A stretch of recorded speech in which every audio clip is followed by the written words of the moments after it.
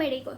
तो आज हम देखेंगे एमनियोटिक फ्लूइड। तो एमनियोटिक फ्लूइड क्या होता है? ये क्लियर स्लाइडली येलोविश लिक्विड होता है which surround and protect the baby inside the uterus. यानी कि अगर ये फीटस है तो उसकी सराउंडिंग जो कवरिंग होती है उसे हम कहते हैं एमनियोटिक फ्लूइड। तो एमनियोटिक फ्लूइड की जो नॉर्मल रेंज होती है वो होती है 200 to 2000 ml। तो ये एमनियोटिक फ्लूइड कैसे फॉर्म होता है? एक तो मैटरनल प्लाज्मा का अल्ट्रा फिल्ट्रेशन होता है, या फिर फीटल स्किन से जो फ्लूइड आता है जिसे हम कहते हैं ट्रांसडक्शन, या फिर फीटल यूरिन।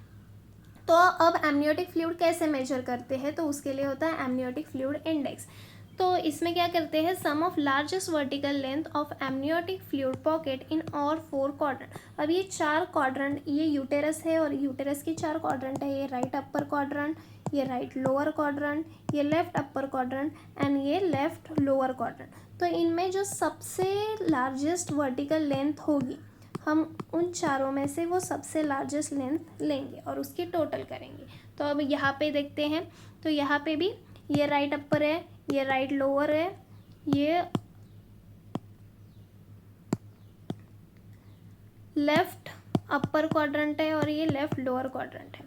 तो इसमें हम ये जो सबसे लार्जेस्ट लेंथ है, वर्टिकल लेंथ है चारों पॉकेट की, वो लेंगे और उनकी सम करेंगे तो हमें मिलेगा एमनियोटिक फ्लूइड इंडेक्स, जिसकी नॉर्मल रेंज रहती है 5 to 25 सेंटीमीटर।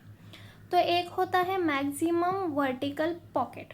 तो इन चारों में सबसे बड़ा, जिसका मतलब सबसे लार्जेस्ट लेंथ जिस पॉकेट की होगी, हम उसी पॉकेट को लेंगे। अब इन चारों में इस पॉकेट की लेंथ सबसे ज़्यादा है तो हम इसको मेजर करेंगे। तो ये नॉर्मली कितना होना चाहिए? ये नॉर्मली होना चाहिए 2 to 8 सेंटीमीटर। तो अब हम देखेंगे डिफरेंस बिटवीन ओलिगो एंड पॉलीहाइड्रोमिनोस। तो एमनियोटिक फ्लूइड अगर लेस दैन 200 ml होगा तो उसे हम कहते हैं ओलिगोहाइड्रोमिनोस, और अगर मोर देन 2000 ml होगा तो उसे कहते हैं पॉलीहाइड्रोमिनोस।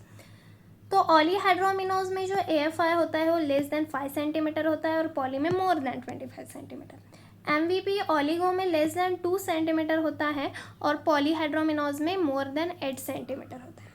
तो अब हम इसकी एटियोलॉजी देखेंगे। एटियोलॉजी में पहले आता है स्मॉल प्लासेंटा। तो स्मॉल प्लासेंटा के क्या रीज़न हो सकते हैं? एक तो IUGR हो सकता है, या फिर प्रेगनेंसी इंड्यूस हाइपरटेंशन में प्लासेंटा स्मॉल हो सकता है। Second is decrease urinary output. तो यूरिनरी आउटपुट अगर कम होगा तो हमने क्या देखा कि जो फीटस का यूरिन है उससे एमनियोटिक फ्लूइड फॉर्म होता है। अगर यूरिनरी आउटपुट ही कम है, यानी कि एमनियोटिक फ्लूइड भी कम हो जाएगा तो ओलिगोहाइड्रोमिनोस होगा।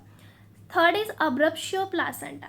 तो क्या होता है कि प्लासेंटा का जो रप्चर होता है तो एमनियोटिक फ्लूइड का भी थोड़ा सा लीकेज हो जाता है, जिसके कारण क्या होता है कि एमनियोटिक फ्लूइड की लेवल कम हो जाती है और ओलिगोहाइड्रोमिनोस होता है। तो रीनल एनोमली। रीनल एनोमली में क्या होता है कि अगर फीटस की किडनी फिल्ट्रेशन ही नहीं कर रही है या फिर फिल्ट्रेशन कम कर रही है तो फिर यूरिनरी आउटपुट कम होगा। यूरिनरी आउटपुट कम होगा तो एमनियोटिक फ्लूइड कम होगा। और लास्ट वाला है प्रीटर्म रप्चर ऑफ मेम्ब्रेन। जब मेम्ब्रेन का रप्चर हो रहा होता है तो एमनियोटिक फ्लूइड भी लीकेज हो जाता है एमनियोटिक फ्लूइड का, जिसकी वजह से ओलिगोहाइड्रोमिनोस हो सकता है। तो ये देखा हमने ओलिगोहाइड्रोमिनोस। अब हम देखेंगे पॉलीहाइड्रोमिनोस के क्या कॉजेस हो सकते हैं। तो एक होता है लार्ज प्लासेंटा। लार्ज प्लासेंटा कब हो सकता है? जब 2 बेबी हो, यानी कि ट्विन्स में, ट्विन प्रेगनेंसी में हो सकता है, या फिर RH नेगेटिव में, या फिर डायबिटिक मदर यानी डायबिटीज़ में। Urinary output increase. अगर यूरिनरी आउटपुट बढ़ेगा तो एमनियोटिक फ्लूइड भी बढ़ेगा तो पॉलीहाइड्रोमिनोस होगा। फीटल अनीमिया से हो सकता है। अब स्वालोइंग डिफेक्ट। तो स्वालोइंग डिफेक्ट से क्या मतलब होता है? तो अब हम देखेंगे, जो हमारा ये फीटस होता है और ये होता है एमनियोटिक फ्लूइड। तो फीटस के यूरिन से बनता है एमनियोटिक फ्लूइड, और ये एमनियोटिक फ्लूइड की जो लेवल है वो मेंटेन करने के लिए क्या करते हैं कि फीटस ये एमनियोटिक फ्लूइड स्वालो करता है ताकि ये नॉर्मल रेंज में रह सके एमनियोटिक फ्लूइड। अगर फीटस को स्वालोइंग डिफेक्ट है तो वो एमनियोटिक फ्लूइड को स्वालो नहीं कर पाएगा। तो क्या होगा? पॉलीहाइड्रोमिनोस। तो स्वालोइंग डिफेक्ट में क्या क्या हो सकता है? एक तो ईसोफेजियल अट्रेजिया हो सकता है, या फिर डिओडेनल अट्रेजिया हो सकता है, या फिर क्लेफ्ट लिफ्ट और क्लेफ्ट पैलेट हो सकता है, जिसकी वजह से स्वालोइंग में डिफेक्ट हो सकता है। और लास्ट आता है हमारा क्रोमोसोमल एनोमलीज।